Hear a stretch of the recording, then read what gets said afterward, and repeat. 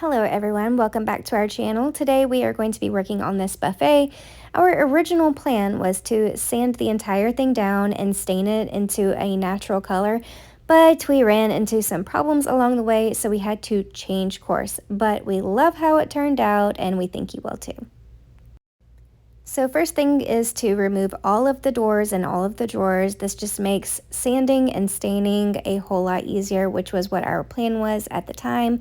And we decided to remove the backboard of the buffet as well so that we could have access to inside the cabinets and drawers and make it a lot easier on us to sand and stain.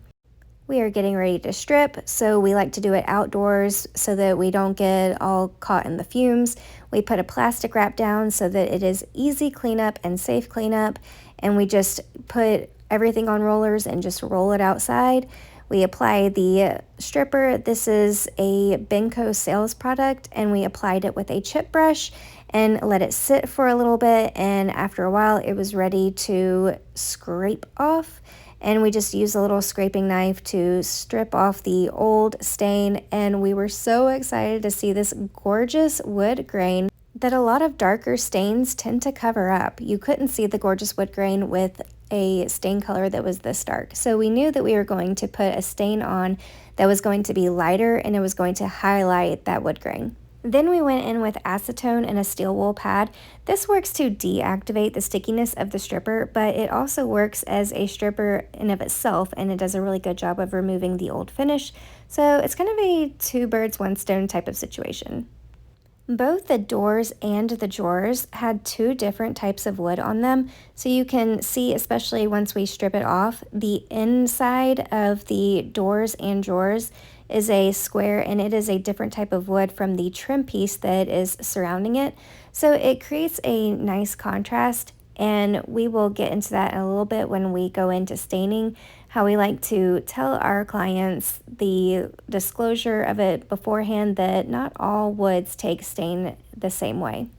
One thing about the dark stain is that it was hiding a lot of damage that was on the top of the buffet. So this was at the point where we had to kind of think about a different plan.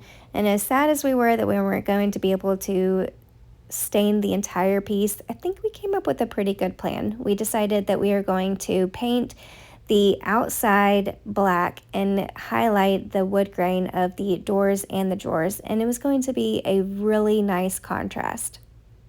After stripping, we went in with a 180 screen pad and we used our 3x4 electric ray by Surf Prep. This will be linked in the description below, along with our code for a 10% off discount. For the larger areas like the top and the sides, we used our 6-inch orbital Festool sander, and both of our sanders have a vacuum system attached to it, so all of that dust is going into the vacuum system and not in our shop or in our lungs. On to staining, we are using General Finishes Walnut water-based stain, and here's where you can really see the difference. This is the same stain for the entire piece, but you can see how the different woods take the stain differently. And we are using a chip brush right there to feather out any areas on the sides that collected a little bit more. And this is what we like to tell our clients, that different woods take stains differently. That way we can make sure up front that we will not be disappointing them and they can have more realistic expectations. Now we are on to sealing everything that we stained, and then it will be on to doing the black for the body of the buffet. We get asked a lot what sprayer we use. This is the Apollo sprayer, and this is the black primer from General Finishes.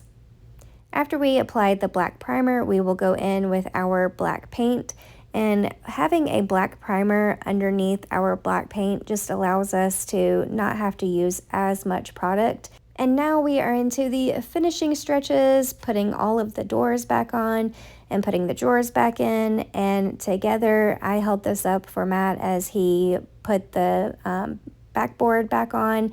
We used a little nail gun and hammered the rest of it in, and then it was time to stage. This is a very important part of the marketing process, and here is the final look.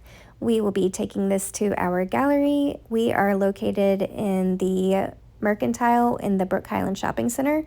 We bought this buffet for $200, put minimal product into it, and we sold it for $950 from our gallery, and it sold within a week. So we're very pleased. And we hated that we couldn't stain the entire piece, but the contrast between the black and the walnut is just absolutely stunning. Another thing that we like to do, just as a little added touch, is we put Bible verses into the pieces that we are selling and to our custom work clients.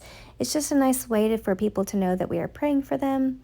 And this is a look at our gallery. Thank you so much for watching. Make sure to like and subscribe.